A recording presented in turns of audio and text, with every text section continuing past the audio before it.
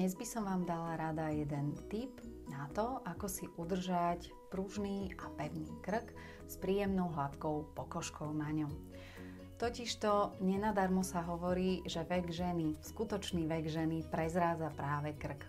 Staráme sa oň celkom málo a hoci môžeme mať vyliftovanú tvár, tak veľakrát práve táto oblasť nám veľmi rýchlo ochabuje, pretože svaly na krku až tak veľmi nenamáhame a neudržiavame ich v kondícii.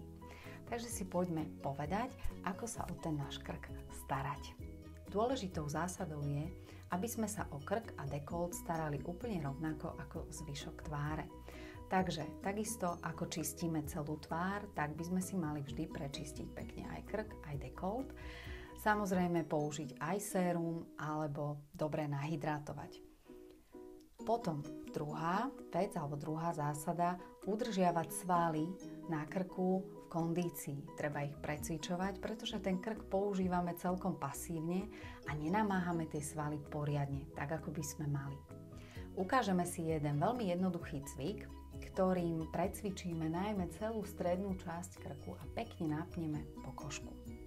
Položíme si ruky sem nad prsia, zakloníme hlavu a bradu, sánku sa budeme snažiť vyťahovať dohora a vydržíme na 7 až 10 sekúnd. Vyzerá to takto.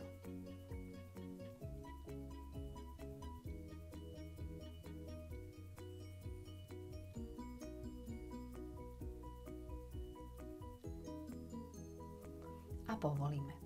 Zopakujeme aspoň 5 až 10 krát. Ukážem vám to ešte z boku. Vyzerá to takto.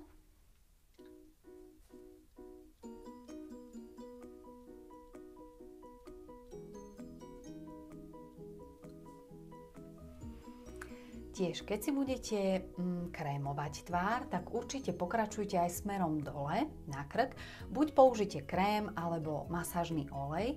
Naneste si olej na navlhčené ruky a týmto pohybom pekne masírujte krk od hora až dole.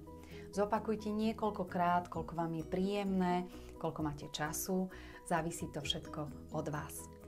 Dúfam, že bola pre vás táto informácia užitočná a vyskúšate si obidva tipy zaradiť do svojho dennodenného rituálu. Majte sa pekne.